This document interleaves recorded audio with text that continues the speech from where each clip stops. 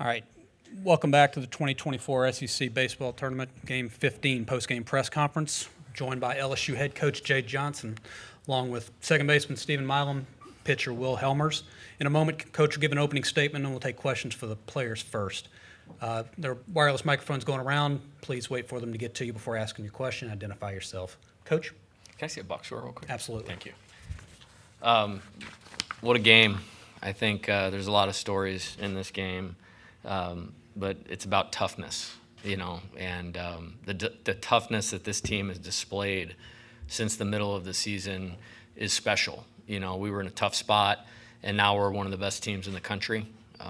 It's our 40th win of the season, 4 obviously here. I don't know how many in a row, and that happens when you have tough-minded people that deliver great individual performances.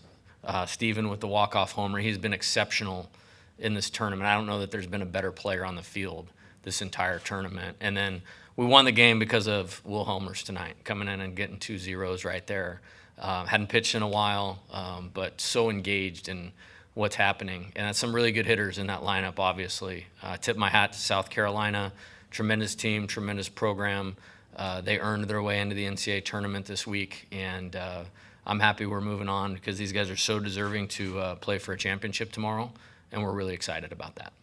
All right, questions first for the players. Let's start on the right side, second row.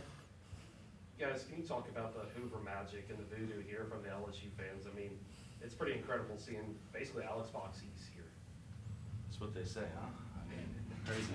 I mean, the support here is, miraculous. To have all the fans and all the supporters around us, around this team is something that's so special that you don't find in every program in college baseball. And I'm happy, more than happy to be a part of it, and for the last 4 years, most definitely. So it's something that's really special to me, and I know to the rest of our players as well. All right, in the back left.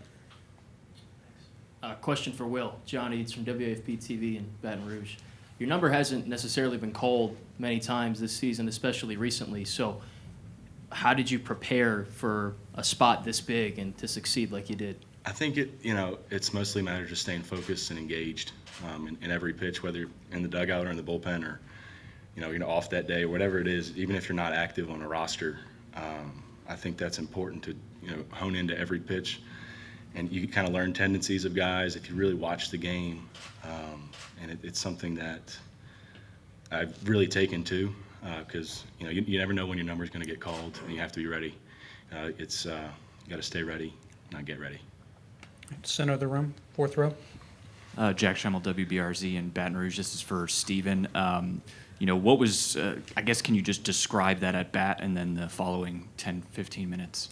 Yeah, so Trubinsky worked a good walk on a pitch clock violation, and Coach Yeski, he was just telling me to slow down. I actually thought he gave me the bunt sign, if I'm being honest. And then I took one, and then he was like, he did it again, and I swore it was the bunt sign, and then he was like, no, you just hit. Him and Chief were like, just hit. And I got something down that I could handle, and I stayed calm and put a good swing on it. I didn't know if I got it. You're basically telling me never get ejected again. Sounds like nobody knows the signals. Yeah. We put a good swing on it, and that's what happened. I was just trying to stay calm and get something I can handle and pass it to the next guy. Second row center. This is for Will and Stephen. Koki Riley with The Advocate. Guys, what was your play of that? What was your perspective of that crazy play in the top of the 10th? I'm forgetting the inning now. I still don't even know what happened, to tell you the truth, what the actual call was. I don't know what happened. Yeah. I mean, obviously it's not what we wanted to happen, and obviously we thought it was unfair. I mean, in some aspect, but you just keep playing, and that's the only thing you can do when stuff like that happens, when things go wrong. I think the best thing you can do is keep pushing forward. All right, front row right.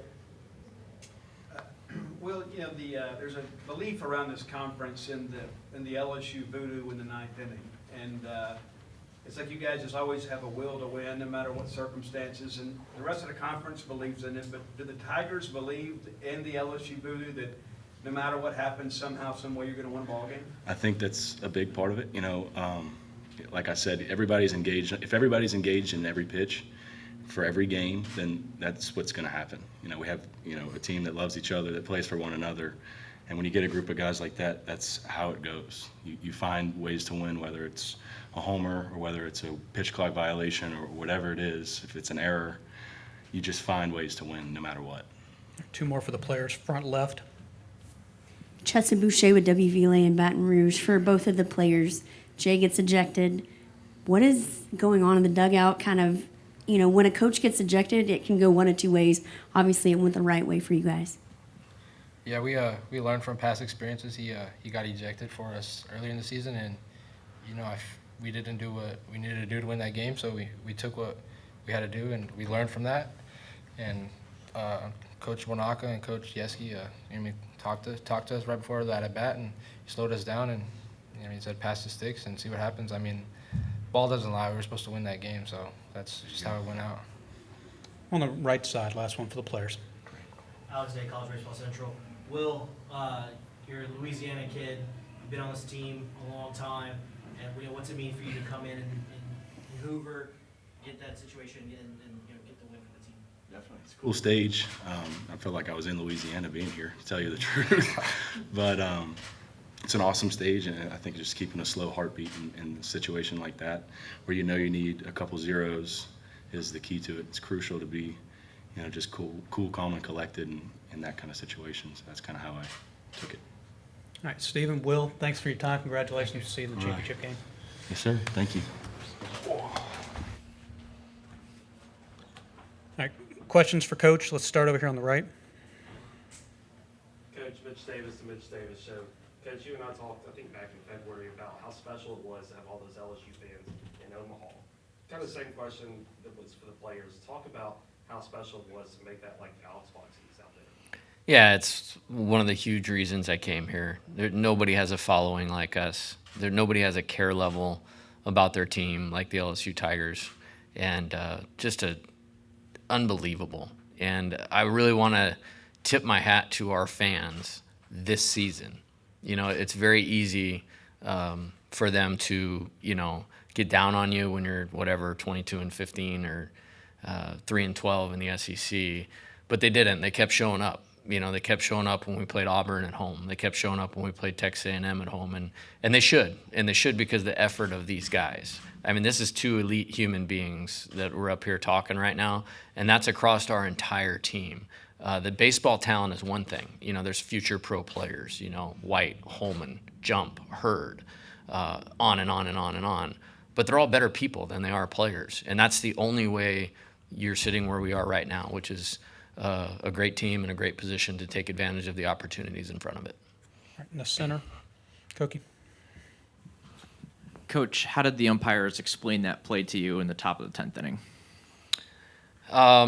They, I don't want to get too much into all of that. It's a good crew, and they basically called it a catcher balk, and basically said Brady came out in front of the plate before the pitch. I think I was upset because it's not a reviewable play. Now, the foundation of umpiring is always to get the call right, and I do respect that. I'm going to have to look at it again and get an explanation and all those types of things. But at least it was explained to me that it was a catcher block. But the first thing he said is, "You're not going to like this." And then, yeah, so I've never seen that called before. I got to be honest. Long time coaching college baseball, 24 years now or whatever. I've never seen that called. Front row left. Have a two-parter. One, Milam walking it off with a hurt foot, but also your guys get the job done and you run out there. What are the emotions for you, especially with the craziness? That was awesome. My heart was sunk. Broken, not because of the score or any of that. It's like, wait a minute, these guys have been. We're down 8-0. Does anybody remember that? We were losing the game 8-0, and then we tie it. Get a beautiful bunt by Alex. We get a guy to second with no outs, and we didn't score. And you want to find a way to push my buttons? Let's get a runner to second base with no outs and not score him. That's top 10 of the worst for me, especially when it could have been a game-winning run. And we could have avoided all the drama. But, I like what Steven said, there. And But, being with them, like, we didn't even need to talk. It was like you could just see in their faces the emotion, the excitement matters to them, Their 40th win on the season mattered to them. Front row right. Coach Steve Robertson, Gene's Page 247 Sports. You said recently in a press conference that if you were in another league, you guys could probably be in first place. And now there's projections of 11 teams from the SEC would make an NCAA tournament. What are your thoughts about that and the depth of the league this year? Because every year it seems like things just get bigger and better around here. Yeah, and I have a great perspective on this from where I came from. And being here now for 3 years, there's one that's just not like the others. It can't be looked at the same. It can't be evaluated the same. The players aren't the same. The fans aren't the same. The environments aren't the same. The athletes aren't the same. And I always really believed we had a good team. We did win the national championship last year, and we have 20 players from that roster that were here. We added Luke Holman and Gage Jump. We had a really tough schedule. Like, we opened up at Mississippi State. That's who I picked, in those preseason polls is like, who's your Omaha sleeper? And the only reason they're a sleeper is because they hadn't been in the postseason, but that's who I picked. Well, then we're playing the team we beat to win the national championship in week 2. Then we're going to Arkansas week 3, who's been the most consistent program, in college baseball for the last 10 years in terms of just pure winning. And then we had Vanderbilt at home. I think they're the only 2-time national champion since South Carolina did it, 10 and 11. And then we have Tennessee, who's the number 1 team in the country. Nobody else did that. And so we were in a tough spot, when we left that. But I knew that if we could just kind of hang in there enough, we would be okay. And the players deserve all the credit for staying positive, continuing to work hard. It's a great life lesson for everybody to put your head down, work, stay positive, and good things can happen. And that was our only choice because of this league. It's just not like anything else. And I say that with great respect for teams all over the country. There's great teams. There's going to be an unbelievable NCAA tournament, with the North Carolinas, the Florida States, the Clemsons, the Arizonas, all the champions, the Oklahomas, the Oklahoma States, Dallas Baptist, Southern Miss. There's great college baseball everywhere. I mean, there's 14 teams out of 14 that could play in the NCAA tournament and find their way to Omaha. Center of the room. Coach, you've talked about it a bit so far, but why is this team so resilient right now? I think because they got cut, they got bloodied, they got punched in the gut, and they found a way to get back up. And so they know they can overcome anything. And that's another great deal right there. It's 8-0. I can't wait to go back and watch the game and see like how it all kind of matriculated. I know there was 2 outs and we didn't have a run in when it was 8-0, and then we ended up with 6. And that's clutch hitting. That's, passing the stick, as Steven talked about, competitiveness in the at-bats. And I think they learned they could take the bullet. We actually played good at Tennessee. We played good at Tennessee and we got swept. I've never said that in my entire coaching career. You know what I mean? We had the lead at Arkansas. I mean, we're down to the last strike to win the series against Florida and lost. So if you can overcome all of that and be where we were like going into this game today, being down in a baseball game, that's not going to faze them. And I'm super proud of them for that. All right, 2 more for Coach. Left in the back.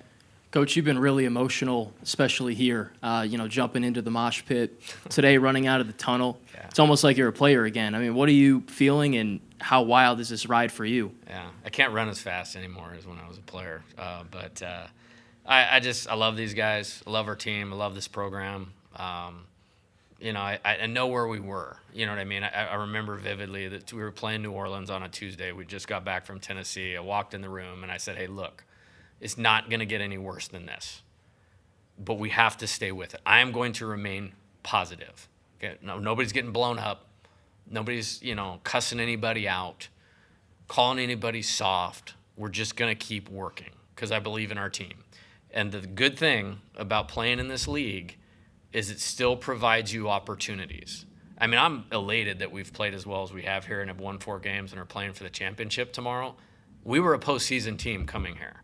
Now I think everybody can probably understand what I'm talking about. But I'm proud of them, and we've come this far. We might as well give it another great effort tomorrow. All right, last one in the center. Coach, I think it was somewhere toward the middle of the season, and either me or someone else asked about some of the leaders, veteran leaders, and who those people were for this team, and those answers weren't fully clear at the time. Now, with the way you guys are playing, who has sort of stepped up for this team and sort of helped, right the ship from a player perspective? Yeah, I would want to give credit to all of them. Leadership, I have a different view on that. Honestly, like the players will all say they want to lead by example. Well, leading by example is just doing what you're supposed to do. That's what leading by example is, just doing what you're supposed to do. And they're all comfortable with that because for the most part, they do what they're supposed to do. As far as pushing it to the front, I look at small things. Like I was in one of these with Tommy the other day, and he's just like, hey, man, I am not taking this jersey off. Okay? It's a guy that's going to be in the College Baseball Hall of Fame. Has the world in front of him at his fingertips, and all he's thinking about is that. I do think about Hayden's emotion. Alex, came up to me today, and he could tell maybe I was going to make a move, and he's like, if you want to win this game today, don't take me out of this game. And said it was such conviction. And then we put those runs up. It's like, all right, big Haas, keep going. So I think of that. I think of guys like Will. Those are big out. We won the game because of him today. He's never made it about him in 4 years here. He's made it about the team. He wasn't on the roster in Omaha last year, but we had room for one extra person outside of the staff, Will Hellmers, because that's how great he is about that and this type of stuff. So I think to a man, it's been a lot of growing up, and I think all of them has emerged as guys that are going to do the right thing all the time, positively affect everybody around them, and they're a 40-win team and playing as good as anybody in college baseball right now. All right, Coach, thanks for your time. We'll see All you right, in thank tomorrow's you. 20th championship game. Sounds great to me.